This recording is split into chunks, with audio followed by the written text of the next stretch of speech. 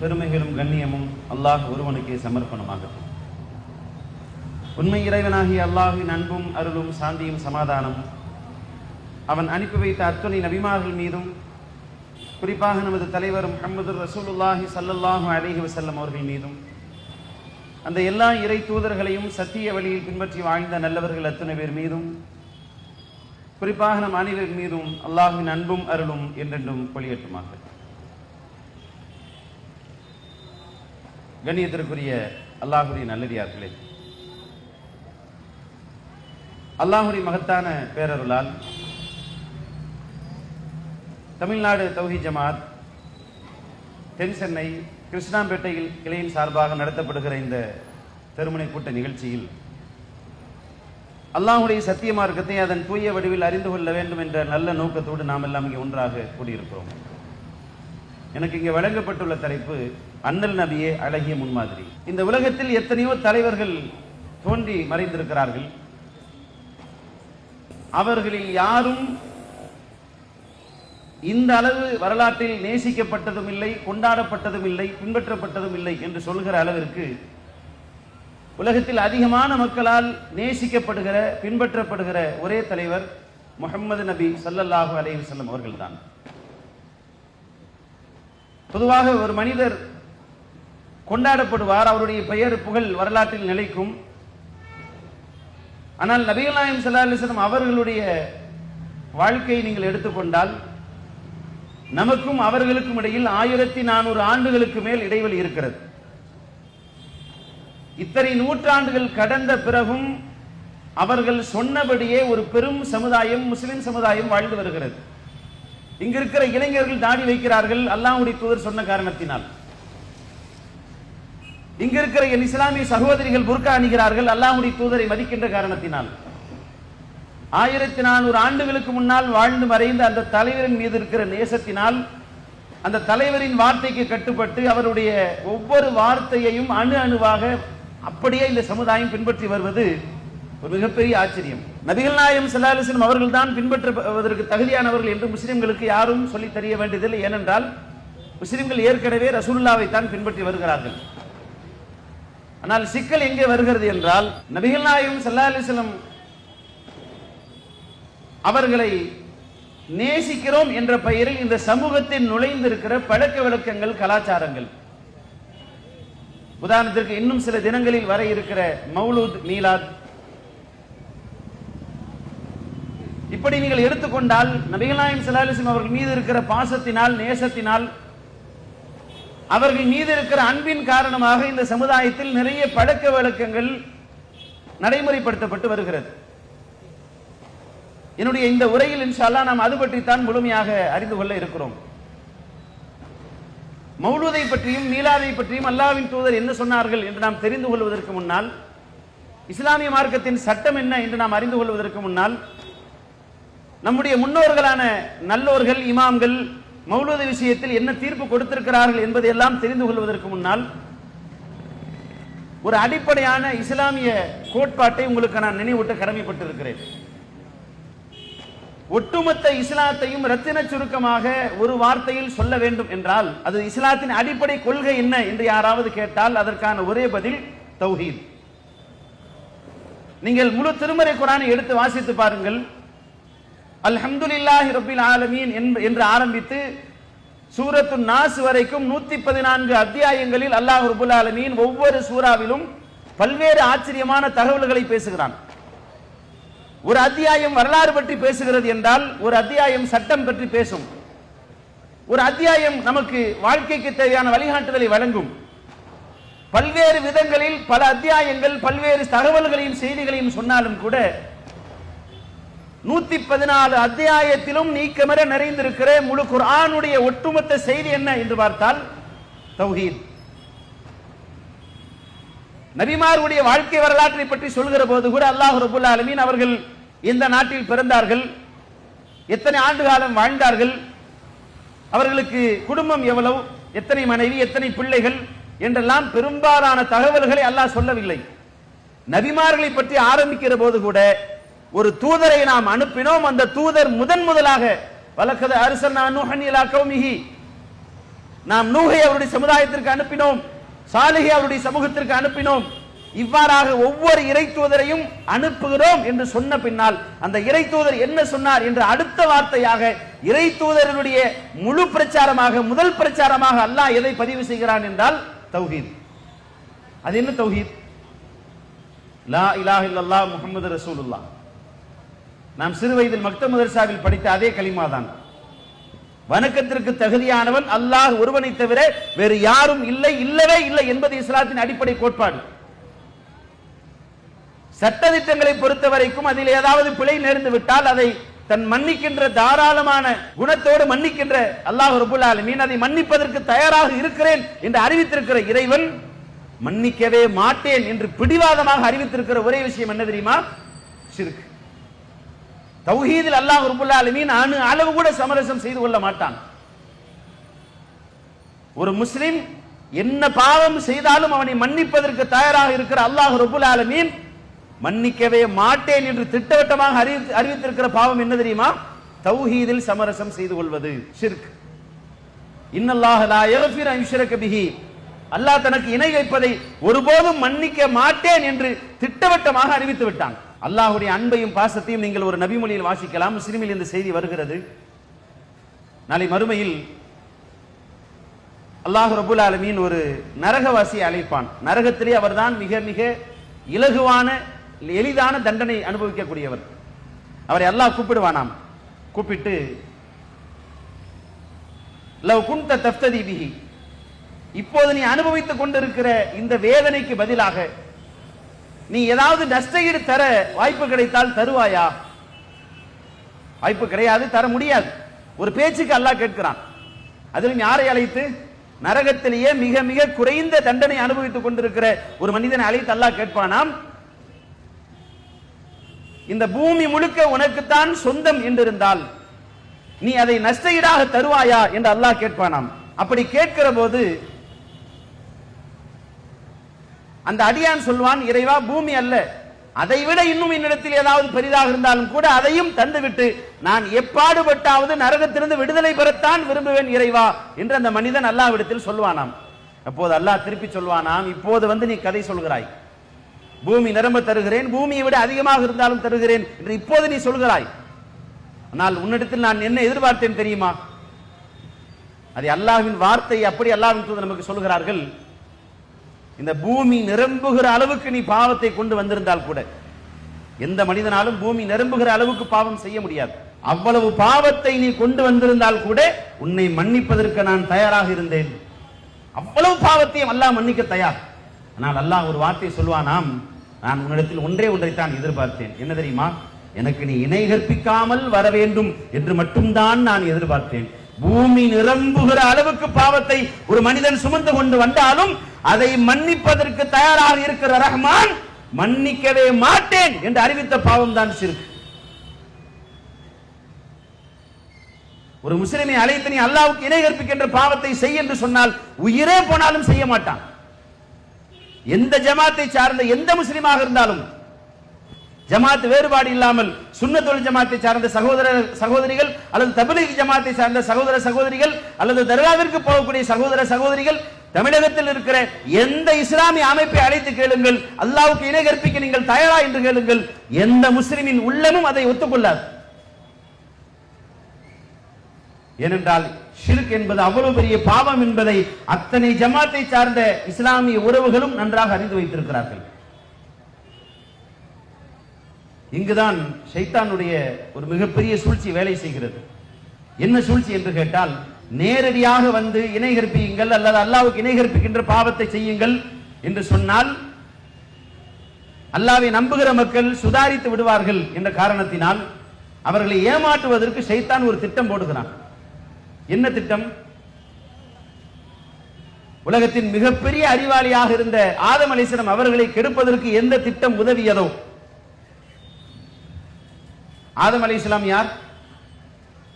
ஒட்டுமொத்த உலகத்திலேயே ஆக பெரிய அறிவாளி ஆதம் அலைஹிஸ்ஸலாம். ஏனென்றால் வஅல்லம ஆதமல் அஸ்மா குல்லஹா, ஆதமுக்கு அனைத்து பெயர்களையும் நாமே கற்றுத்தந்தோம் என்று அல்லாஹ் சொல்கிறான்.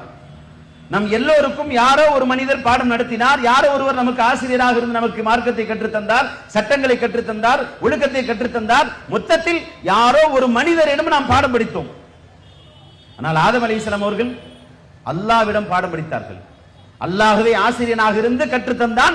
மாணவராக இருந்து ஆதம் அலைஹிஸ்ஸலாம் அவர்கள் அல்லாஹ்விடத்தில் பாடம் படித்தார்கள். அல்லாஹ்வே ஆசிரியனாக இருந்து பாடம் நடத்தி மாணவனாக இருந்து அல்லாஹ்விடம் பாடம் கற்றிருக்கக்கூடிய ஆதம் அலைஹிஸ்ஸலாம் அவர்கள் எவ்வளவு பெரிய அறிவாளி. இரண்டாவது, உலகத்தில் இருக்கிற அத்தனை விஞ்ஞானிகளும் மேதைகளும் கண்டுபிடிப்பாளர்களும் ஆதம் அலைஹிஸ்ஸலாம் அவர்களுடைய சந்ததியிலிருந்து வந்தவர்கள் தான். உலகத்தின் மிகப்பெரிய விஞ்ஞானி யார் என்று கேட்டால் ஐன்ஸ்டீன் என்று சொல்கிறார்கள். இந்த நூற்றாண்டிலேயே மிகச்சிறந்த விஞ்ஞானி யார் என்று கேட்டால் ஸ்டீபன் ஹாக்கிங்ஸ் என்று சொல்கிறார்கள். இப்படி எந்த விஞ்ஞானியை நீங்கள் எடுத்துக்கொண்டாலும் மேதை எடுத்துக்கொண்டாலும் அத்தனை விஞ்ஞானிகளும் அறிவாளிகளும் ஆதம் அலைஹிஸ்ஸலாம் அவரிடமிருந்து தான் வந்திருக்கிறார்கள். அந்த ஒரு அறிவு தான் இத்தனை லட்சம் அறிவாக, கோடி அறிவாக, கோடிக்கணக்கான அறிவுகளாக மாறி இருக்கிறது. அப்ப எல்லா அறிவினுடைய துவக்க புள்ளி ஆதம் அலைஹிஸ்ஸலாம். சுருக்கமாக சொன்னால், உலகத்தின் மிகப்பெரிய அறிவாளியான ஆதம் அலைஹிஸ்ஸலாம் அவர்களிடத்தில் போய் ஷைத்தான் என்னென்னமோ சொல்லி பார்த்தான். ஆதம் அலைஹிஸ்ஸலாம் அவர்களை வழிகெடுப்பதற்காக, அவர்களை வழிதவற செய்வதற்காக என்னென்னமோ கதையெல்லாம் சொல்லி பார்த்தான். ஆனால் ஆதம் அலைஹிஸ்ஸலாம் அவர்கள் ஏமாறவில்லை, சுதாரித்துக் கொண்டார்கள். பல நாள் போராட்டத்திற்கு பின்னால் ஷைத்தானுக்கு ஒரு ஆயுதம் உதவியது. அவன் ஒரு திட்டம் போட்டான். அது என்ன ஆயுதம் என்றால், ஒரு பாவத்தை, ஒரு தீமையை நன்மை என்று சொன்னால், அல்லாஹ்வுக்காக செய்கிறோம் என்று சொன்னால், அல்லாஹ்வின் மீது இருக்கிற அன்பினால் செய்கிறோம் என்று சொன்னால், அல்லாஹ்வுடைய தூதர் மீது இருக்கிற பாசத்தினால் செய்கிறோம் என்று சொன்னால், நபிகள் நாயகத்தை நாங்கள் உயிராக நேசிக்கிறோம், உயிருக்கு உயிராக நேசிக்கிறோம், உயிருக்கும் மேலாக நேசிக்கிறோம், எனவே அதன் காரணமாக இதை செய்கிறோம் என்று சொன்னால் இந்த சமுதாயம் ஏமாறுமா? அப்ப ஷைத்தான் அன்றைக்கு என்ன ஆயுதத்தை கையில் எடுத்தான் என்றால், ஒரு பாவத்தை நன்மை என்று சொன்னான். ஆதம் அலைஹிஸ்ஸலாம் அவரிடம் ஷைத்தான் வந்தான். இதை நான் உங்களுக்கு இட்டுக்கட்டி சொல்லவில்லை, குர்ஆன் சொல்கிற வார்த்தை அப்படி சொல்கிறேன். வகாஸமஹுமா இன்னி லகுமா லமினன் நாசிஹீன். ஷைத்தான் வந்தான், ஆதம் அலைஹிஸ்ஸலாம் ஹவ்வா அலைஹிஸ்ஸலாம் இருவரிடமும் சத்தியம் செய்து சொன்னான், உங்கள் நன்மைக்காகத்தான் நான் சொல்கிறேன். அல்லாஹ் இந்த மரத்திற்கு பக்கத்தில் நெருங்காதீர்கள் என்று தடை விதித்திருக்கிறான். அது ஏன் தெரியுமா? அன் தக்கூனா மலக்கைன், நீங்கள் இருவரும் வானவர்களாக ஆகிவிடுவீர்கள், அவ் தக்கூனா மினல் காலிதீன், அல்லது இங்கேயே நிரந்தரமாக இருந்து விடுவீர்கள் என்ற காரணத்தினால் தான் அல்லாஹ் உங்களுக்கு அதை தடுத்திருக்கிறான். மலக்காக மாறிவிடுவீர்கள், சொர்க்கத்திலேயே நிரந்தரமாக இருந்து விடுவீர்கள் என்று ஷைத்தான் ஒரு பாவத்தை செய்ய வைப்பதற்கு ஒரு நல்ல காரணத்தை சொன்னான். உண்மையிலே ஆதம் அலைஹிஸ்ஸலாம் அவர்கள் அல்லாஹ்வின் கட்டளை மீறினார்களே. ஏன் மீறினார்கள் தெரியுமா? அல்லாஹ் எந்த மரத்திற்கு பக்கத்தில் போக வேண்டாம் என்று தடை விதித்திருக்கிறானோ அந்த கட்டளையை முதலில் ஆதம் அலைஹிஸ்ஸலாம் ஏன் மீறினார்கள்? அல்லாஹ்வின் வார்த்தையை மதிக்க கூடாது என்று ஆதம் அலைஹிஸ்ஸலாம் அவர்கள் நினைக்கவே இல்லை. அல்லாஹ் என்ன சொல்வது, நாம் என்ன கேட்பது என்று ஒரு துளி கூட ஆதம் அலைஹிஸ்ஸலாம் அவர்கள் எண்ணவில்லை. அல்லது அல்லாஹ்வின் கட்டளை மீறி பார்த்தால் என்ன என்ற ஆர்வமும் ஆதம் அலைஹிஸ்ஸலாம் அவர்களுக்கு இல்லை. ஆதம் அலைஹிஸ்ஸலாம் அவர்கள் பாவம் செய்ய வேண்டும் என்ற எண்ணமே இல்லாமல் நன்மை செய்ய போகிறோம் என்று நினைத்துத்தான் ஏமாந்தார்கள். உள்ளபடி ஆதம் அலைஹிஸ்ஸலாம் அவர்கள் அல்லாஹ்வின் கட்டளை மீறியதற்கு என்ன காரணம்? நல்லது செய்ய போகிறோம். நன்றாக புரிந்து கொள்ளுங்கள், ஆதம் அலைஹிஸ்ஸலாம் அவர்கள் பாவம் செய்ய போகவில்லை. அல்லாஹ்வின் கட்டளை மீறிய போது ஷைத்தான் சொன்ன வார்த்தையை நம்பினார்கள். அவன் என்ன சொன்னான் தெரியுமா? நீங்கள் மலக்காக மாறி விடுவீர்கள், சொர்க்கத்தை நிரந்தரமாக இருந்து விடுவீர்கள். இப்படியெல்லாம் கதை சொன்ன உடனேயே ஆதம் அலைஹிஸ்ஸலாம் அவர்கள் நல்லது செய்ய போகிறோம், மலக்காக மாற போகிறோம், சொர்க்கத்திலேயே நிரந்தரமாக இருந்து விட போகிறோம், அல்லாஹ்வின் அன்பையும் அருளையும் இன்னும் அதிகமாக பெறப்போகிறோம் என்ற நல்ல எண்ணத்தில், நல்ல நோக்கத்தில், அல்லாஹ்வின் அன்பை எதிர்பார்த்து, அல்லாஹ் தருகிற கூலியை எதிர்பார்த்து தான் ஆதம் அலைஹிஸ்ஸலாம் அவர்கள் அல்லாஹ்வின் கட்டளை மீறினார்கள். விளைவு, மனிதன் இந்த பூமிக்கு வந்தான். இத்தனை நூற்றாண்டுகளாக இவ்வளவு சிக்கல்கள், இவ்வளவு சோதனைகள், இவ்வளவு நன்மை தீமைகள். சுருக்கமாக சொன்னால் குர்ஆன் நமக்கு சொல்கிற ஒரு அழுத்தமான பாடம் என்னவென்றால், உங்கள் தகப்பனார் உலகத்தின் ஆகப்பெரிய அறிவாளி. ஏமாந்த இடம் எது தெரியுமா? இறைவனுக்கு எதிராக மனிதன் செய்த முதல் குற்றம் எதனால் நடந்தது தெரியுமா? ஒரு பாவத்தை நன்மை என்று நினைத்து ஏமாந்து போய். அப்படித்தான் மனிதன் ஏமாந்தான். ஷைத்தானுக்கு இந்த ஆயுதம் நன்றாக கை கொடுத்தது. எனவே பெரும்பாலான பாவங்களை எல்லாம், அல்லாஹ்வுக்கு இணை கற்பிக்கிற சிறுக்கான செயல்களை எல்லாம் ஷைத்தான் நம்மை செய்ய சொல்கிறான். எப்படி செய்ய சொல்கிறான் என்றால், மார்க்கத்தின் பெயரால் நன்மை கிடைக்கும் என்று சொல்லி, நம்முடைய முன்னோர்களின் பெயர்களை சொல்லி. ஆனால் உள்ளபடியே ஆழமாக போய் ஆராய்ச்சி செய்து பார்த்தால் முன்னோர்களுக்கு அந்த காரியம் என்னவென்றே தெரிந்திருக்காது. உதாரணத்திற்கு நான் இந்த மௌலிதை எடுத்துக்கொள்ளுங்கள்.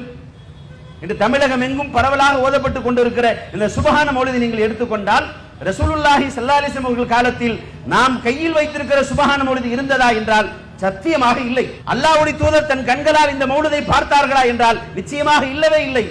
சஹாபாக்களாவது யாராவது ஓதினார்களா என்றால் இல்லவே இல்லை. சரி வேண்டாம், கண்ணியத்திற்குரிய இமாம்களான இமாம் அபூ ஹனீஃபா ரஹ்மத்துல்லாஹி அலைஹி, இமாம் ஷாஃபி ரஹ்மத்துல்லாஹி அலைஹி, இமாம் மாலிக் ரஹ்மத்துல்லாஹி அலைஹி, இமாம் அஹ்மத் இப்னு ஹம்பல் ரஹ்மத்துல்லாஹி அலைஹி, இது போன்ற மதுஹப் இமாம்கள் அல்லது ஹதீஸ்கரை இமாம்கள் யாராவது வரலாற்றில் மௌலிதை ஓதினார்களா? நாம் கையில் வைத்திருக்கிற சுபஹான மௌலிதை ஆதரித்து யாராவது ஒரே ஒரு வார்த்தை, ஒரு வரி எழுதி இருக்கிறார்களா என்று பாருங்கள். இல்லவே இல்லை. எந்த இமாமும் நாம் கையில் வைத்திருக்கிற சுபஹான மௌலிதை பார்த்தது கூட கிடையாது. நான் பார்த்த வரைக்கும் சுபஹான மௌலிதில் என்ன இருக்கிறது என்றால், மொத்தமாக சுபஹான மௌலித் என்பது ஒரு 12 பைத்துக்களுடைய தொகுப்பு.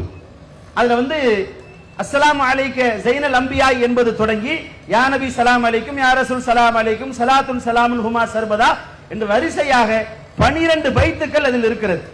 இந்த 12 பைத்துக்களை ஓதி முடித்த பின்னால் கடைசியாக ஓதக்கூடிய யா சய்யிதி யா ரசூலுல்லாஹி குது பியதி என்பது யா சய்யிதி புகழ் மாலை என்று சொல்கிறார்கள். அதுவும் ஒரு பைத்து தான். அப்ப அதையும் சேர்த்து கணக்கெடுத்துக் கொண்டால் மொத்தமாக 13 பெரிய பைத்துகள் சுப்ஹான மௌலிதில் இருக்கிறது. அடுத்ததாக மாஸால நூறு முஹம்மதின் முத்தனக்கிலா என்கிற ஒரு சின்ன பைத். இரண்டாவது இலாஹி தம்மின் நிஅமா அலைனா என்ற ஒரு சின்ன பைத். மூன்றாவது கடைசியாக ஓதப்படுகிற யா அல்லாஹ் யா அல்லாஹ் இர்ஹமில் முஃமினீன் என்கிற அந்த சின்ன பைத். இதில் கடைசியாக இருக்கக்கூடிய இலாஹி தம்மின் நிஅமா அலைனா அல்லது யா அல்லாஹ் இர்ஹமில் முஃமினீன், இது இரண்டையும் துஆ என்று சொல்கிறார்கள். மொத்தத்தில் 3 சின்ன பைத்துகள். அப்ப 13 பெரிய பைத்து, 3 சின்ன பைத்து, அப்புறம் 2 துஆ. ஒரு துவா சின்ன துவா, மௌலிது ஓதுகிற போது இடையில் ஓதக்கூடிய ஒரு துவா, மௌலிது முடிந்த பின்னால் தம்மல் மௌலிதி ஷரீஃப் என்று ஓதக்கூடிய பெரிய துவா. இதுதான் ஒட்டுமொத்த மௌலிதினுடைய சுருக்கம். இதை அல்லாமல் 11 ஹிகாயத்துகள் மௌலிதில் இருக்கிறது. 11 ஹிகாயத் என்றால் வரலாற்று நிகழ்வுகள் என்று பொருள். அப்ப மௌலிதுக்கு இடையில், அதாவது அஸ்ஸலாமு அலைக்க ஸைனல் அம்பியாயி எப்படின்னு ஒரு பைத் ஆரம்பிக்குதுன்னா, அதை நீங்கள் ஓதி முடித்த பின்னால் அதற்கு பிறகு ஒரு ஹிகாயத்து வரும். அதுக்கு பிறகு யா நபி ஸலாம் அலைக்கும், யா ரசூல் ஸலாம் அலைக்கும் என்று ஒரு பைத் வருகிறது என்றால் அதற்கு பின்னால் ஒரு ஹிகாயத்து வரும். இப்படி மொத்தமாக 11 ஹிகாயத்துகள் இருக்கிறது. நான் கையில் வைத்திருக்கிற சுப்ஹான மௌலிதில் 51 பக்கங்கள் இருக்கிறது. நான் சில இடத்துல பிரிண்ட் வித்தியாசப்படலாம். நான் எடுத்தோன்னே மௌலிது புக்கை காமிக்கிறேன் அப்படின்னா நம்ம அலிம் சாயதை அடிச்சு விட்டாருன்னு நினைச்சிடக்கூடாது இல்லையா? அதுக்காக 51 பக்கங்கள் இருக்கிறது. சில இடத்துல பக்கங்கள் வித்தியாசம் வரலாம். நான் எண்ணி பார்த்த வகையில் 51 பக்கங்கள் வருகிறது. அதே மாதிரி 489 அடிகள் மௌலிதில் இருக்கிறது. 489 அடிகள். அடியெல்லாம் ஏன் சொல்லணும் அப்படின்னு கேட்டீங்கன்னா, உட்கார்ந்து என்னதான் இருக்கு பார்த்துருவோம், வார்த்தைக்கு வார்த்தை என்னதான் மௌலிது ஆசிரியர் சொல்ல விரும்புகிறார் என்று பார்த்து விடுவோம் என்பதற்காக முழுமையாக எண்ணி பார்த்தேன். 489 அடிகள் மௌலிதில் இருக்கிறது. இப்போது சிக்கல் எங்கே இருக்கிறது என்று சொன்னால், 50 இடங்களில், ஒரு இடத்தில் 2 இடத்தில் அல்ல, 50 இடங்களில் நபிகள் நாயகம் ஸல்லல்லாஹு அலைஹி வஸல்லம் அவர்களை அல்லாஹ்வுக்கு சமமாக வைத்து இணை வைக்கிற பாவத்தை அவர் செய்திருக்கிறார். அல்லாஹ்வுடைய தூதரை, நபிகள் நாயகம் ஸல்லல்லாஹு அலைஹி வஸல்லம் அவர்களை அல்லாஹ்வுக்கு சமமாக வைத்து 50 இடங்களில் ஒரு முஸ்லிம் சொல்லவே கூடாத வார்த்தைகளை சொல்லி இருக்கிறார். அதாவது 50 ஷிர்க், ஒரு வார்த்தை 2 வார்த்தை இல்லை, 50 ஷிர்கான வரிகள் மௌலிதில் இருக்கிறது. இரண்டாவது 50க்கும் மேற்பட்ட பொய்கள் இருக்கிறது. ஓரளவுக்கு துல்லியமாக சொன்னால் இதுவரை நான் எண்ணிய வகையில் 58 பொய்கள். யார் யார் மீது பொய் சொல்லி இருக்கிறார் என்றால், அல்லாஹ் மீது பொய் சொல்லி இருக்கிறார், அல்லாஹ்வுடைய தூதர் ஸல்லல்லாஹு அலைஹி வஸல்லம் அவர்கள் மீது பொய் சொல்லி இருக்கிறார், வானவர்கள் மீது பொய் சொல்லி இருக்கிறார். உலகத்திலேயே யாருமே செய்யாத ஒரு காரியத்தை துணிந்து இந்த மௌலிது ஆசிரியர் செய்திருக்கிறார். ஜிப்ரீல் அலைஹிஸ்ஸலாம் அவர்கள் மீது பொய் சொல்லி இருக்கிறார். மனிதகுல வரலாற்றில் யாருமே செய்ததில்லை. ஜிப்ரீல் அலைஹிஸ்ஸலாம் அவர்களை ஏன் வம்புக்கு இழுத்தார் என்று நமக்கு புரியவே இல்லை, ஆச்சரியமாக இருக்கிறது. சரி, அல்லாஹ் மீது பொய் சொல்லி இருக்கிறார், அல்லாஹ்வுடைய தூதர் மீது பொய் சொல்லி இருக்கிறார், மலக்குகள் மீது பொய் சொல்லி இருக்கிறார், முக்கியமாக ஜிப்ரீல் அலைஹிஸ்ஸலாம் அவர்கள் மீது பொய் சொல்லி இருக்கிறார், ஆமினா அம்மா மீது பொய் சொல்லி இருக்கிறார், அப்துல் முத்தலிப் மீது பொய் சொல்லி இருக்கிறார். இப்படி நீங்கள் எடுத்துக்கொண்டால் மொத்த மௌலிதிலும் அதனுடைய பைத்துகள், ஹிகாயத்துகள் எல்லாவற்றையும் சேர்த்து நான் ஆராய்ச்சி செய்து பார்த்தேன். 58க்கும் அதிகமான பொய்கள் இருக்கிறது. இன்னும் முழுமையா முடியல. இதுவரைக்கும் என்னென்ன வகையில சொல்றேன். ரபியுல் அவல் வந்த உடனேயே ரசூலுல்லாஹ் மீது இருக்கிற பாசத்தினால் மௌலுது என்று ஷைத்தான் சொல்கிறான். நாங்கள் சொல்கிறோம் ரசூலுல்லாவை நேசியுங்கள். ரசூலுல்லாவை விட உயிருக்கு உயிராக நேசிக்கப்படுகிற தலைவர் யாரும் இல்லை. ஸலவாத் ஓதுங்கள். 1000 முறை ரசூலுல்லாஹ் கற்றுத் தந்த ஸலவாத்தை ஓதுங்கள். நீங்களாக விருப்பப்பட்டு கேட்க வேண்டுமா? ரசூலுல்லாவுக்காக எவ்வளவு நேரம் வேண்டுமானாலும் பிரார்த்தனை செய்யுங்கள். இது எல்லாவற்றையும் விட முக்கியமாக ரசூலுல்லாவை நீங்கள் உண்மையாக நேசிக்கிறீர்கள் என்றால் அல்லாஹ்வுடைய தூதர் சொன்ன அடிப்படையில் ரசூலுல்லாஹி ஸல்லல்லாஹு அலைஹி வஸல்லம் அவர்களை வரிக்கு வரி, ஜானுக்கு ஜான், முலத்துக்கு முலம் அப்படியே பின்பற்றுங்கள். இதுதான் நபிகள் நாயகத்தை நேசிப்பதன் அடையாளம். அதை விட்டுவிட்டு ரசூலுல்லாஹி ஸல்லல்லாஹு அலைஹி வஸல்லம் அவர்கள் மீது நாம் உட்கார்ந்து பைத்து படித்தால் அதனால் என்ன பயன் கிடைக்கும்? இப்படி ஒரு வழிமுறை நபி ஸல்லல்லாஹு அலைஹி வஸல்லம் கற்றுத் தந்தார்களா? இந்த மௌலுதை அல்லாஹ்வுடைய தூதர் அங்கீகரித்தார்களா? சரி, நீங்க கேட்கலாம் 50 ஷிர்கான வரின்னு சொன்னீங்களே, எங்க இருக்கு 50 ஷிர்கான வரி அப்படின்னு கேட்டீங்கன்னா ஒண்ணு ஒண்ணா பார்த்துருவோம். அதாவது மௌலூதினுடைய முதல் பைத்து அஸ்ஸலாமு அலைக்க ஸைனல் அம்பியாஇ அப்படிங்கிற அந்த முதல் பைத்துல வந்து அஸ்ஸலாமு அலைக்க யா அவுனல் கரீபி, ஏழைகளின் பேருதவியே உங்கள் மீது சலாம் உண்டாகட்டும். இதான் முதல் ஷிர்க். என்னைக்குங்க, நான் 50 முழுசா சொல்ல நேரம் இருக்குமான்னு தெரியாது, ஓரளவுக்கு சொல்றேன். அதாவது ஏழைகளின் பேருதவியே உங்கள் மீது சலாம் உண்டாகட்டும். இரண்டாவது அஸ்ஸலாமு அலைக்க யா மாஹித் துனூபி, பாவங்களை அழிக்கக்கூடியவரே உங்கள் மீது சலாம் உண்டாகட்டும். இந்த வரிக்கு உலமாக்கள் என்ன பதில் சொல்றாங்க அப்படின்னு சொன்னா, நபி ஸல்லல்லாஹு அலைஹி வஸல்லம் சொன்னார்கள், புகாரில் ஒரு ஹதீஸ் வருகிறது, யம்ஹுல்லாஹு பியல் குஃப்ர, என் மூலமாக அல்லாஹ் குஃப்ரை அழிக்கிறான் என்று ரசூலுல்லாஹ் சொன்னாங்க. எனவே ரசூலுல்லாவை மாஹி என்று சொல்வதில் தவறில்லை என்று ஒரு விளக்கத்தை சொல்கிறார்கள். மிக சுலபமான விஷயம், என் மூலமாக அல்லாஹ் அழிக்கிறான் என்று ரசூலுல்லாஹி ஸல்லல்லாஹு அலைஹி வஸல்லம் சொன்னார்களே தவிர நான் நேரடியாக அழிக்கிறேன் என்று ரசூலுல்லாஹ் சொல்லவே இல்லை. நீங்க ரசூலுல்லாஹ் ஒரு இடத்துல ஏதாவது கொஞ்சம் வரம்பு தாண்டி சொல்றதாக இருந்தா அந்த இடத்துல நீங்க செக் பாயிண்ட் வச்ச மாதிரி அல்லாஹ் செய்யறான்னு சொல்லி ஆகணும். நீங்க குர்ஆனை எடுங்க, மனித ஆற்றலுக்கு அப்பாற்பட்ட ஏதாவது அற்புதத்தை பற்றி அல்லாஹ் பேசினால் எல்லா இடங்களிலும் நபிமார்களை அல்லாஹ் அப்த், அடியார் என்று அல்லாஹ் பதிவு செய்வான். பேரை கூட அல்லாஹ் சொல்ல மாட்டான். உதாரணத்திற்கு மியராஜ் பயணம், மனிதகுல வரலாற்றில் இங்கிருந்து புறப்பட்டு 7 வானங்களை தாண்டி அரிசிக்கு போய் அல்லாஹ்விடத்தில் பேசிவிட்டு வந்திருக்கிறார்கள் ரசூலுல்லாஹி ஸல்லல்லாஹு அலைஹி வஸல்லம் அவர்கள். மனித அறிவுக்கும் ஆற்றலுக்கும் கற்பனைக்கும் அப்பாற்பட்ட ஒரு பேர் அதிசயம். இதை பற்றி அல்லாஹ் சொல்கிற போது ரசூலுல்லாஹ்வின் பெயரை சொல்லாமல் அல்லாஹ் என்ன சொல்கிறான் தெரியுமா? சுப்ஹானல்லதி அஸ்ரா பி அப்திஹி, தன் அடிமையை அல்லாஹ் அழைத்து சென்றான். ஈசா அலைஹிஸ்ஸலாம் அவர்கள் தான் யாரும் நினைத்து பார்க்க முடியாத சாதனைகள் எல்லாம் செய்தவர்கள். உபரியுல் அக்மஹ வல் அப்ரஸ, கண் தெரியாதவரை பார்க்க வைத்தார்கள், காது கேட்காதவரை கேட்க வைத்தார்கள், பிறவி குருடை சரி செய்தார்கள், குஷ்ட நோயை சரியாக்கினார்கள். அந்த காலத்தில் தீர்க்க முடியாமல் இருந்த எல்லா வியாதிகளையும் ஈசா அலைஹிஸ்ஸலாம் அவர்கள் தீர்த்தார்கள். இதை எல்லாவற்றையும் விட ஆச்சரியம் என்ன என்றால், இறந்து போனவர்களை உயிரோடு கொண்டு வந்தார்கள் ஈசா அலைஹிஸ்ஸலாம். இதை நான் சொல்லவில்லை, குர்ஆன் சொல்கிறது. ஆனா அதுல 2 முக்கியமான பாயிண்ட் என்ன தெரியுமா? ஈசா அலைஹிஸ்ஸலாம் அவர்கள் பிறந்தவுடனேயே பேசிய முதல் வார்த்தை என்ன தெரியுமா? கால இன்னி அப்துல்லா, நான் அல்லாஹ்வின் அடிமை. அப்படித்தான் அவர்கள் முதல் வார்த்தை ஆரம்பிக்கிறார்கள். உபரியுல் அக்மஹ வல் அப்ரஸ பிஇذنில்லாஹ் ஹீல் மௌதா பிஇذனில்லாஹ், நான் குருட்டை பிறவி குறைபாட்டை சரி செய்கிறேன், கண் பார்வை பார்க்க வைக்கிறேன் அல்லாஹ்வின் அனுமதியை கொண்டு, இறந்தவர்களை உயிர்ப்பிக்கிறேன் அல்லாஹ்வின் அனுமதியை கொண்டு, குஷ்ட நோயை சரியாக்குகிறேன் அல்லாஹ்வின் அனுமதியை கொண்டு.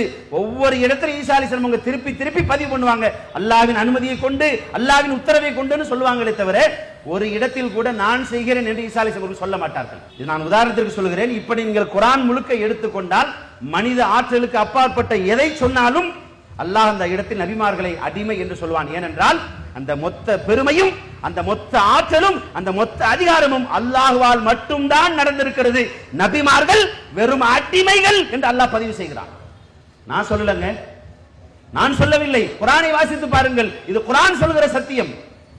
ஏன்னா நாளைக்கு யாராவது நபிமார்கள் அற்புதம் பண்ணலையா, நபிமார்கள் அதை செய்யலையா, ஈசா நபி நோயை குணமாக்கலையான்னு ஏதாவது விளக்கம் சொல்ல வருவான்னு அல்லாஹ்வுக்கு எல்லாம் தெரியும். முக்காலத்தையும் அறிந்த இறைவன் மிக அற்புதமாக பதிவு செய்திருக்கிறான். ஈசா நபி குணப்படுத்தினார்கள், எனவே முஹம்மது நபி ஸல்லல்லாஹு அலைஹி வஸல்லம் அவர்கள் நோய்களை குணப்படுத்துவார்கள் என்று யாரும் சொல்லிவிடக் கூடாது என்பதற்காகவே பிஇذனில்லாஹ் பிஇذனில்லாஹ் பிஇذனில்லாஹ் பிஇذனில்லாஹ். நீங்க குர்ஆன் எடுத்து பாருங்க, பிஇذனில்லாஹ் அதிகமா சொன்னது ஈசா நபி தாங்க. நாம் பண்ணேன்னு அவங்க சொல்லவே மாட்டாங்க. அல்லாஹ் பண்ணா, அல்லாஹ் செஞ்சான், அல்லாஹ் செஞ்சான்னு சொல்லுவாங்க. சரி, அடுத்து மௌலிதுல 3வது அஸ்ஸலாமு அலைக்க யா ஜாரில் குரூபி, கவலைகளை நீக்குபவரே உங்கள் மீது சலாம் உண்டாகட்டும். அஸ்ஸலாமு அலைக்க யா முபரிஸ் ஸகாமி, நோய்களை குணமாக்குபவரே உங்கள் மீது சலாம் உண்டாகட்டும். இது முதல் பைத்துல எத்தனையாச்சு? 4. இப்ப இரண்டாவது பைத்து, யா நபி சலாம் அலைக்கும் யா ரசூல் சலாம் அலைக்கும். இதுல பாத்தீங்கன்னா அன்ட கஃபாருல் ஹதாயா. இதுல நான் உங்களுக்கு தமிழ் மொழியாக்கம் எப்படி பண்றேன்னா, தேங்கை ஷரஃபுத்தீன் மிஸ்பாஹி என்கிற ஒரு சுன்னத் வல் ஜமாத்தை சார்ந்த ஒரு ஆலிம், அவங்க தான் மௌலூத தமிழ்ல மொழிபெயர்த்திருக்கிறாங்க. நம்ம மொழிபெயர்த்தோம்னா தவறாக இருக்க வாய்ப்பு இருக்கிறது, அல்லது இவர்களுடைய விருப்பத்திற்கு மொழிபெயர்த்து விட்டார்கள் என்று யாராவது குற்றச்சாட்டு சொல்ல வாய்ப்பு இருக்கிறது. எனவே நானாக சொல்லவில்லை, ஒரு சுன்னத் வல் ஜமாத்தை சார்ந்த மூத்த ஆலிம் பெருந்தகை ஒருவர் செய்த அதே மொழிபெயர்ப்பை நான் வரிக்கு வரி வாசிக்கிறேன். அந்த கஃபாருல் ஹதாயா, இழிவையூட்டும் சிறுபிழைகள் யாவும் பொறுப்பது தாங்கள் அன்றோ. அதாவது எல்லா சின்ன பாவத்தையும் யார் மன்னிக்கிறா? ரசூலுல்லாஹ் மன்னிக்கிறாங்கன்னு மௌலூது சொல்லுது. வல் துனூபில் மூபிகாத், பெரும்பாவங்களையும் நபிகள் நாயகமே நீங்கள் தான் மன்னிக்க வேண்டும். இது வரைக்கும் 2. 6. அந்த சத்தாருல் மசாவி, எம்மில் நிகழும் தீங்குகளை இதமாய் மறைப்பவர் தாங்கள் அன்றோ. அது என்ன திருவள்ளுவர் பேசுற மாதிரி நம்ம ஆலிம்சா பேசிட்டு இருக்காரு நீங்க நினைக்காதீங்க. ஷரஃபுத்தீன் மிஸ்பாஹி ஆலிம்சா பழங்கால ஆலிம்சா, அன்னைக்கு மொழிபெயர்த்திருக்கார். அப்ப அங்க இருக்கிறத படிக்கணும். என்ன அர்த்தம்னா, என்னுடைய குறைகள் எல்லாத்தையும் ரசூலுல்லாஹ் தான் மறைக்கிறாங்க. அடுத்து முகீலுல் அஸராத், நிம்மதி குலைக்கும் இன்னல்களை நீக்கி விடுபவர் தாங்கள் என்றோ. அதாவது கஷ்டத்து போனா யார் போக்குறா? ரசூலுல்லாஹ் போக்குறாங்க. இதுவரைக்கும் ரசூலுல்லாஹ் சிறு பாவங்களை மன்னிப்பாங்க, பெரும்பாவங்களை மன்னிப்பாங்க, என்னுடைய குறைகளை மறைப்பாங்க, இதெல்லாம் சொல்லிட்டு வந்த கவிஞர் டக்குன்னு ஒரு கட்டத்தில் என்ன போய் செய்கிறார்னா, கஃபிரு அன்னி துனூபி, அல்லாஹ்வுடைய தூதரே என் பாவங்களை எல்லாம் மன்னித்து விடுங்கள் என்று நேரடியாக யாரிடத்தில் மன்னிப்பு கேட்கிறார்? நபிகள் நாயகம் ஸல்லல்லாஹு அலைஹி வஸல்லம் அவரிடம் கேட்கிறார். அதுவும் வஃபுலி அன் சய்யாத்தி, சிறிய பாவங்களையும் மன்னித்து விடுங்கள் நாயகமே. ஆலிமு சிர்ரி வ அக்ஃபா, அகமிய ரகசியம் அறிபவரே, ஆலிய மர்மம் அறிபவரே. இது அந்த காலத்து தமிழ். நம்ம பாஷையில சொன்னா ரசூலுல்லாஹ்வுக்கு எல்லாம் தெரியும். ஆலிமு சிர்ரி வ அக்ஃபா, மறைவான விஷயங்கள், மிக மிக மறைவான விஷயங்கள் அனைத்தும் அல்லாஹ்வுடைய தூதருக்கு தெரியும். முஸ்தஜீபு தஅவாத், நபிகள் நாயகம் ஸல்லல்லாஹு அலைஹி வஸல்லம் அவர்கள் பிரார்த்தனைகளை ஏற்றுக்கொள்பவர்கள். அது வாசிக்க வாசிக்க அப்படி நெஞ்சமெல்லாம் பதறுகிறது. அல்லாஹ்வை பார்த்து சொல்ல வேண்டிய ஒரு வரிகளை ஒரு முஸ்லிம் ரசூலுல்லாஹ்வை பார்த்து எப்படி சொல்லலாம்? நன்றாக புரிந்து கொள்ளுங்கள், நாங்கள் ரசூலுல்லாஹ்வை புகழக்கூடாது என்று சொல்லவே இல்லை. அண்ணல் நபியை அழகிய முன்மாதிரி என்ற இந்த 10 மாத கால செயல் திட்டம் யாரை புகழ்வதற்காக? எங்க நன்னி மாதாதிமா புகழ்றதுக்காக இந்த செயல் திட்டம்? யாருங்க புகழ்றோம்? ரசூலுல்லாஹ்வை தானே. ரசூலுல்லாஹ்வுடைய வழிமுறை தான் சிறந்தது என்று சமுதாயத்திற்கு சொல்கிறோம். அத்தனை துறைக்கும் அல்லாஹ்வுடைய தூதர் தான் வழிகாட்டி என்று சொல்கிறோம். ரசூலுல்லாஹ்வுடைய புகழை தெரு தெருவாக வீதி வீதியாக பிரச்சாரம் செய்திருக்கிறோம். நபி வழி நடந்தால் நரகம் இல்லைன்னு பிரச்சாரம் பண்றோம். அப்படின்னா என்ன? நபி வழி தான் உங்களை சொர்க்கத்திற்கு அழைத்து செல்லும் என்று பிரச்சாரம் செய்கிறோம். நபிகள் நாயகத்தை புகழக்கூடாது என்று நாங்களும் சொல்லவில்லை, எந்த முஸ்லிமும் சொல்ல மாட்டான். ஆனால் அந்த புகழ் முதலில் உண்மையாக இருக்க வேண்டும். பொய் சொல்லி புகழணுமா ரசூலுல்லாஹ்வை? இரண்டாவது, உண்மையாகவே இருந்தாலும் வரம்பு கடந்து புகழக்கூடாது. யா வலியல் ஹசனாத், நற்செயல்களுக்கு பொறுப்பானவர். யா ரஃபீஅத் தரஜாத்தி, பதவி உயர்வு தருபவர். இதெல்லாம் அல்லாஹ்வை பார்த்து சொன்னா சந்தோஷம். ஒரு முஸ்லிம் அல்லாஹ்வை பார்த்து இந்த வரிகளை சொன்னால் அவரை பாராட்டலாம், அல்லாஹ் அவருக்கு கூலி தருவான் என்று எதிர்பார்க்கலாம். ஆனால் ரசூலுல்லாஹ்வை பார்த்து சொல்கிறது இதெல்லாம் கூட பரவாயில்லைங்க. வாசிச்ச உடனே என்னடா மௌலூத இப்படி ஒரு வரி இருக்கான்னு என்னை அதிர்ச்சி அடைய வைத்த ஒரு வரி என்ன தெரியுமா? 3வது பைத்து, சலாத்துன் சலாமுன் ஹுமா சர்மதா அப்படின்னு வரும். சலாத்துன் சலாமுன் ஹுமா சர்மதா அலல் முஸ்தஃபா. அது என்ன சொல்றாருன்னா, வ நூருஹு அஹ்மத நாரன் தகத் லில் ஃபுருசி சாரு மாலஹும் லவ் நார். நான் இல்லாத வரி சொல்ல, இருக்கிறது அப்படியே சொல்றேன். வ நூருஹு அஹ்மத நாரன் தகத் லில் ஃபுருசி சாரு மாலஹும் லவ் நார். நபியின் ஒளி பாரசீகர்களுக்குரிய பொங்கி எழுந்த நெருப்பை அணைத்து விட்டது. நெருப்பின் ஒளி அவர்களுக்கு இல்லாத நிலையில் அவர்கள் தடுமாறினார்கள். நபியின் ஒளி ரசூலுல்லாஹ்வுடைய நூறானியத்திற்கு அது பாரசீகர்களுடைய பொங்கி எழுந்த நெருப்பை அணைத்து விட்டது. பாரசீகர்கள் அப்படின்னு அந்த காலத்தில் ஒரு சமுதாயம் வாழ்ந்தாங்க. ரோமர்கள் பாரசீகர்கள். பாரசீகர்கள் நெருப்பை கடவுளாக வணங்கி கொண்டிருந்தார்கள்.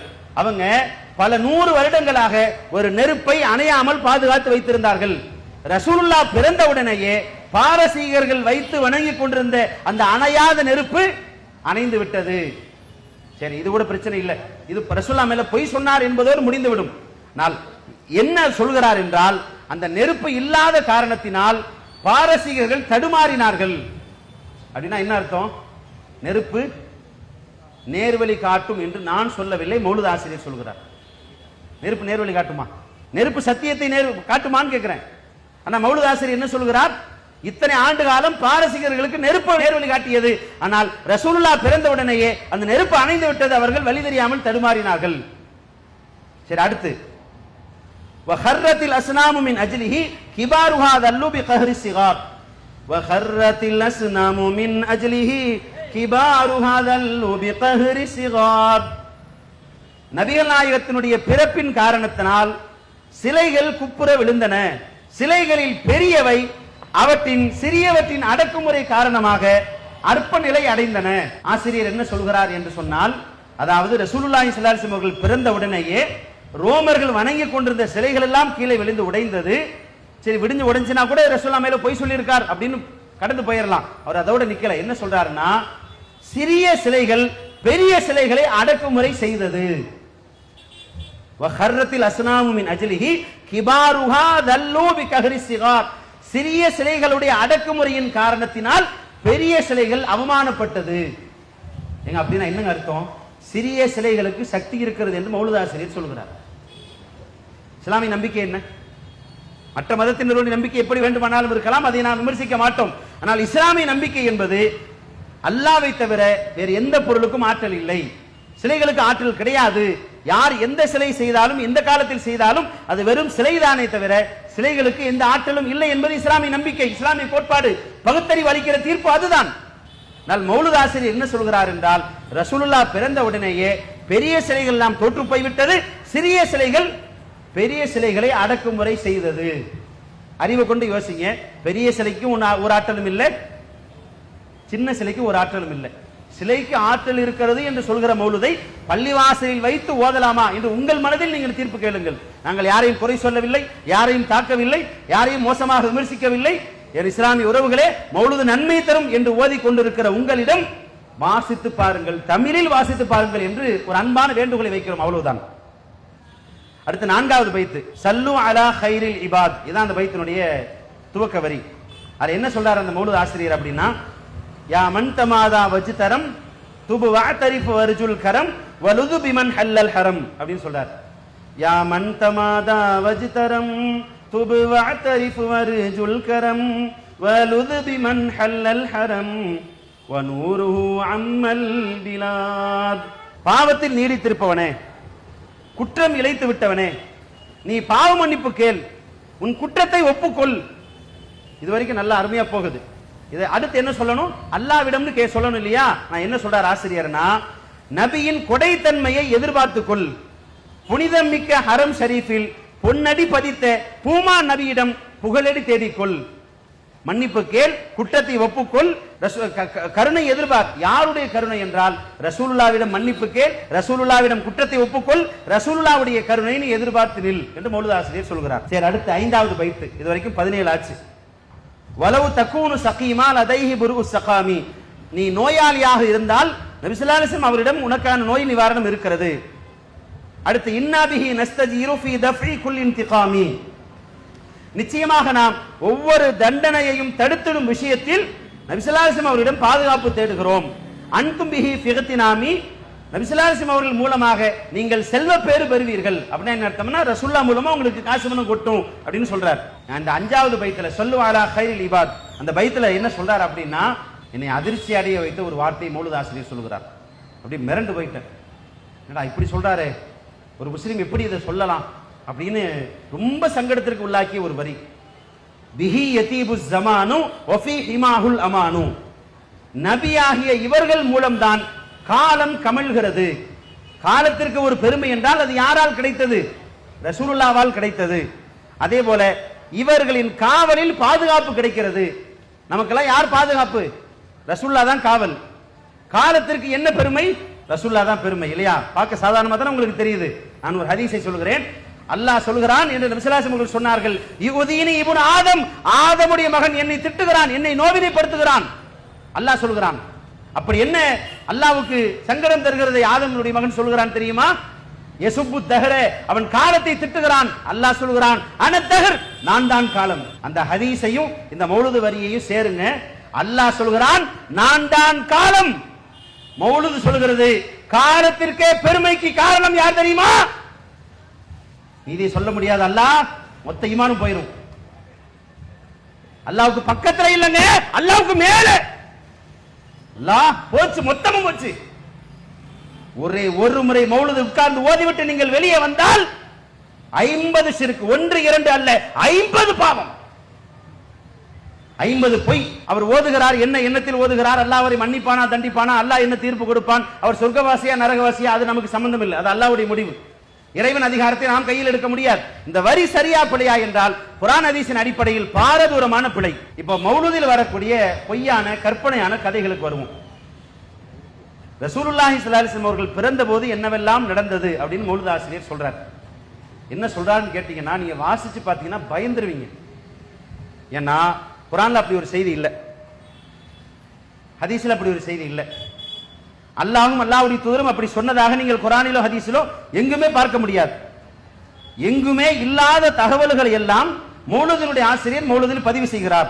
இப்ப ஃபர்ஸ்ட் என்ன அப்படின்னு பாத்தீங்கன்னா, படைத்த இறைவன் மீது மௌலூத் ஆசிரியர் என்ன சொல்கிறார் அப்படின்னு நம்ம பார்க்கும்போது, அல்லாஹ் மீது, அல்லாஹ்வுடைய தூதர் மீது, அப்புறம் வானவர்கள் மீது, அதற்கு பின்னால் அப்துல் முத்தலிப் மீது, ஆமினா அம்மா மீது, இப்ராஹிம் அலைஹிஸ்ஸலாம் அவர்கள் மீது, இப்படி எக்கச்சக்கமான பொய்களை சொல்றார். இப்ப நம்ம அல்லாஹ் மீதுல இருந்து வருவோம். ஃபர்ஸ்ட் நாதாஹுமுர் ரஹ்மானு அன் தூஃபு பிஹி பில் அர்ஷி மஅதாரின் நஈமில் அர்கதி.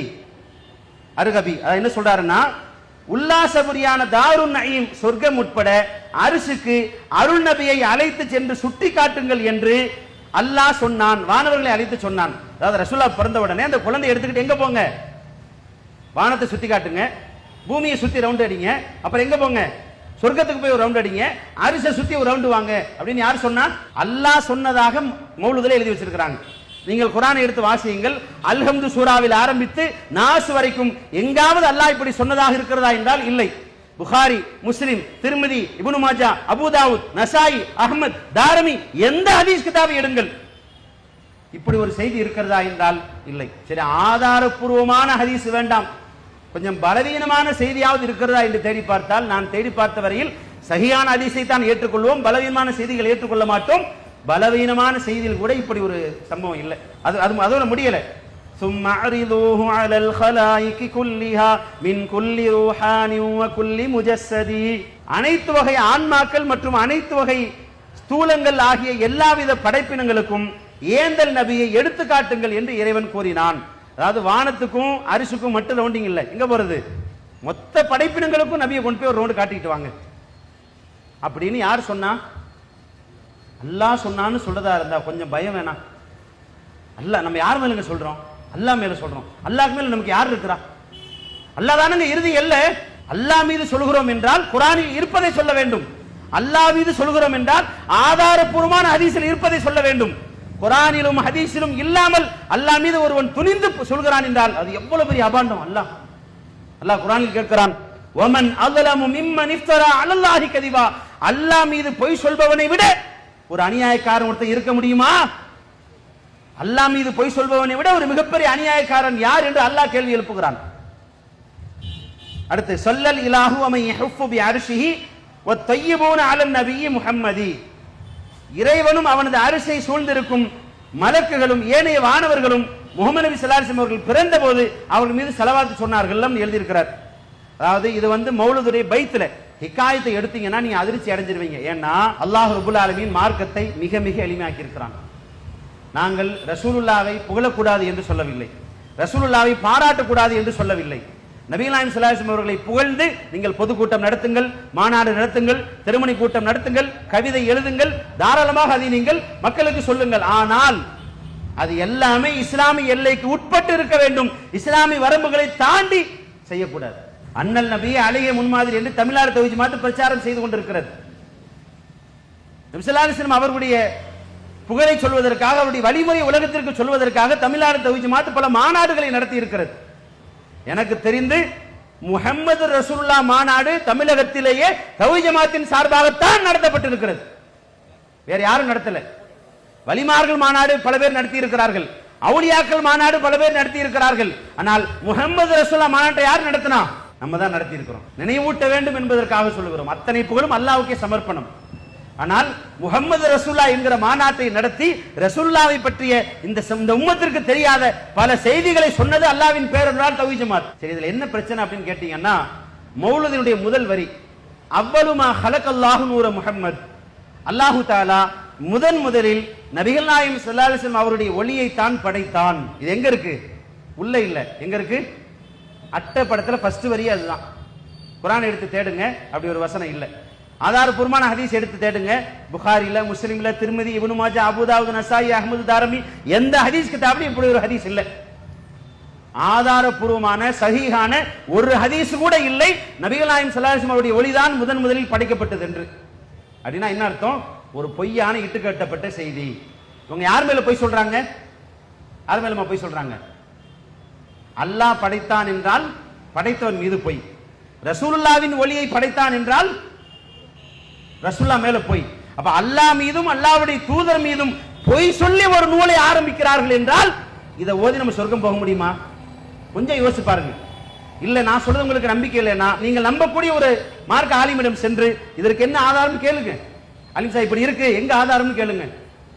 இரண்டாவது, இந்த பெயர் சுபஹான மௌலித். உங்கள் எல்லோருக்கும் தெரியும், சுபஹான் என்றால் பரிசுத்தமானவன் என்று பொருள். பரிசுத்தமானவன் என்ற இந்த வார்த்தை அல்லாஹ்வை தவிர யாருக்கும் பொருந்தாது. ஏன்னா சுபஹான் என்பதற்கான விரிவான பொருள் மனைவி இல்லாதவன், பிள்ளைகள் இல்லாதவன், பெற்றோர் இல்லாதவன், லம் எலிது வலம் யூலத், யாரையும் எவன் பெறவில்லையோ அவன்தான் சுபஹான். யாருக்கு பிள்ளைகள் இல்லையோ அவன்தான் சுபஹான், யாருக்கு மனைவி இல்லையோ அவன்தான் சுபஹான். அப்படி பார்க்கிற போது பரிசுத்தமான சுபஹான் அல்லாஹ் மட்டும்தான். அல்லாஹ்வை தவிர யாரும் சுபஹான் ஆக முடியாது. ஆனா மௌலிதுடைய பெயர் என்ன வச்சிருக்காங்கன்னா சுபஹான மௌலிதுன்னு வச்சிருக்காங்க. பெயரே இருக்குங்க, இப்படி பேர் வைக்க கூடாது. சுபஹான் அல்லாஹ் மட்டும்தான். அல்லாஹ்வுக்கு இணை கற்பிக்கின்ற மாதிரி ஆரம்பிக்கிறது என்று சொன்னால் இதை எப்படி நாம ஓத முடியும்? எப்படி ஒரு முஸ்லிம் ஓதலாம்? ஓதி எப்படி ஒரு சொர்க்கத்துக்கு போகலாம் என்பதை உங்கள் முடிவுக்கு நான் விட்டு விடுகிறேன். இதை விட ஒரு பயங்கரமான ஆச்சரியம் என்னன்னா, சமீபத்தில் இந்த மௌலிதை பத்தி ஒரு முழுமையான ஆராய்ச்சி செய்யலாம்னு இறங்கும் போது யார் எழுதுனா இந்த மௌலித அப்படின்னு தேடி போகும்போது ரெண்டு பேர் போட்டிருக்காங்க. முஹம்மது மதனி அப்படின்னு ஒருத்தருடைய பேர் போட்டிருக்காங்க. இரண்டாவது இமாம் கசாலி இமாம் அப்படின்னு போட்டிருக்காங்க. நான் ரெண்டு பேரை எப்படி போட்டிருக்காங்கன்னா முஹம்மது மதனி என்று சொல்லப்படுகிறது, கசாலி இமாம் எழுதியாக நம்பப்படுகிறது. இப்படி ஒரு நூலை நீங்க கேள்விப்பட்டிருக்கலாங்க. அட எழுதுனது யாருன்னா பேர் இருக்கணும், இல்ல பேர் இல்லைன்னா பேர் இல்லைனாலும் விட்டுட்டு போகணும். இல்ல இவர் எழுதியதாக சொல்லப்படுகிறது, அவர் எழுதியதாக நம்பப்படுகிறது. நாளைக்கு நீங்க எழுதியதாக சொல்லப்படலாம். என்னங்க இப்படி அங்க ஒரு நூல் எழுதுவாங்க? எல்லாமே கீழே ஒரு இடத்துல கூட ஹதீஸ் அறிவிப்பாளர் காணோம். இந்த சாபியிடம் இந்த இமாம் கேட்டார், இந்த இமாம் இவருக்கு சொன்னார், இவர் இவருக்கு சொன்னார், எதுவுமே இல்லை. எல்லாமே கீழே சொல்லப்படுகிறது, ருவிய அறிவிக்கப்படுகிறது. இந்த தலையும் இல்லாம வாழும் இல்லாம பேசினா எப்படி இருக்கும்? ரசூலுல்லாஹ்வை பத்தி சொல்றோம், அல்லாஹ்வை பத்தி சொல்றோம், ஆச்சரியமான வரலாறுகளை சொல்றோம். அதை எப்படி சொல்லணும்? அறிவிப்பாளர் தொடரோட இன்னார் சொன்னார், இன்னாருக்கு சொன்னார், இன்னாரிடம் சொன்னார், அப்படித்தான வரலாறு வரணும். கீழே சொல்லப்படுகிறது, ருவிய அறிவிக்கப்படுகிறது. சொல்லப்படுகிறதுன்னு சொன்னா யாரு சொன்னா தெரியாது, யாருக்கு சொன்னா தெரியாது, எப்ப சொன்னா தெரியாது.